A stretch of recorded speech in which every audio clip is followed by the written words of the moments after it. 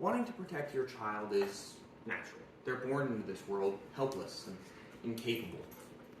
The last thing any parent wants for their child is to see them suffering or otherwise hurt. But sometimes that protective nature can go too far. In some cases, it can really negatively impact a child's growth and development, and in some rare cases, it can actually be considered a form of abuse.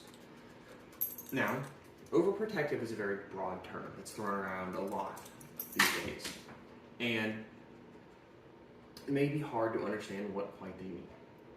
An overprotective parenting style is usually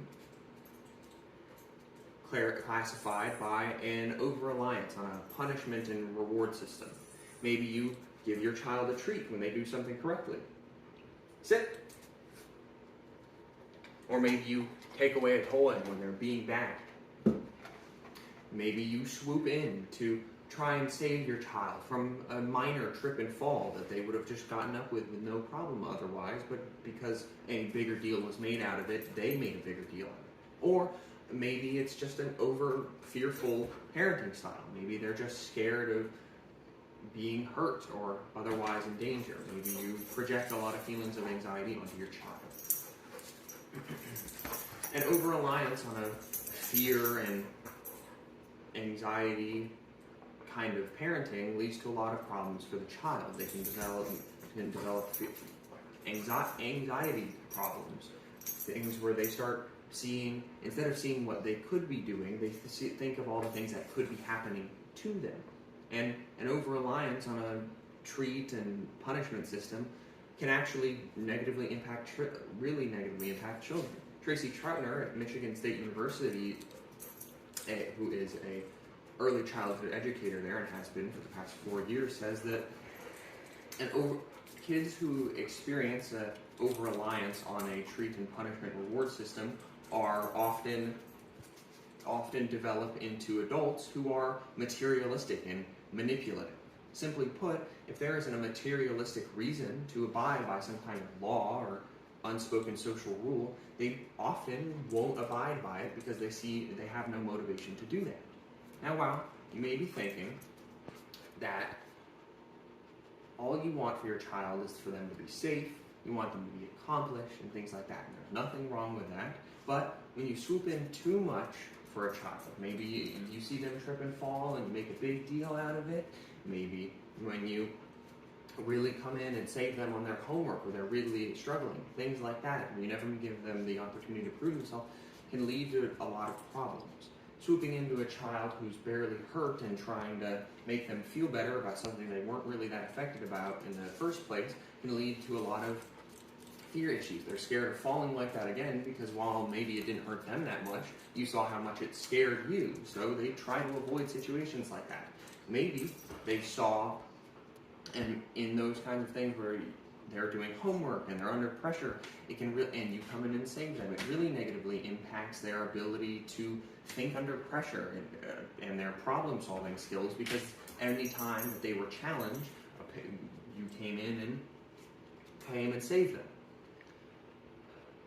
Now, while that may not be done with any kind of ill or malicious intent, which there rarely ever is, there's a lot of things you can do to kind of get around that.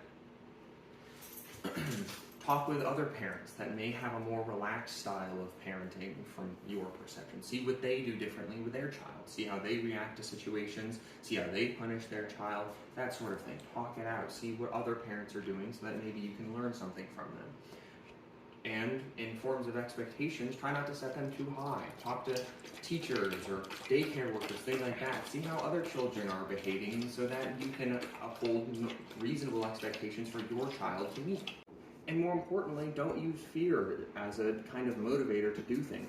Children who are led by fear often tend to be much more underdeveloped, especially during the shift from preschool and then when they're constantly with you into elementary school. Because they go from the shift of always being with you, being able for you to swoop in and save them from their problems, to being alone, away from them for a third of the day. Which, again, builds on my point that it has a negatively impacts their ability to integrate into society as much as a normal child could. Now, that was a lot. I've explained my points on this, and I've tried to give you my best reasoning for why maybe parents could be a little more let go from their children. Not all parents, of course. A majority of you are doing fine. Well, there are a few parents out there that really do just tend to latch on to their child and never let go. Now, I brought up my points. I've classified on how you can identify the overprotective style of parenting.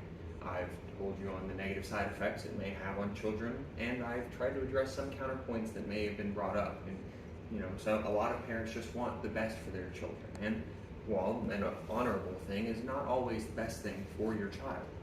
I try to explain on how you can focus on how to overcome that with discussion with parents, teachers, and things of that nature.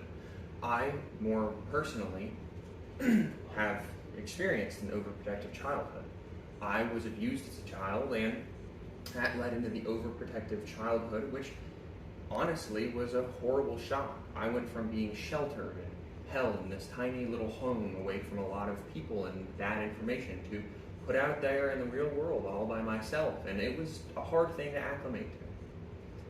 But if there's one thing, please just try to trust your children.